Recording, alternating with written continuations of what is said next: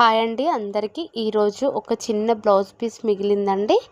ఆ blouse పీస్లో 1 month పాపకి నేను చిన్నగా పట్టు లంగా జాకెట్ స్టిచ్చింగ్ చేశాను.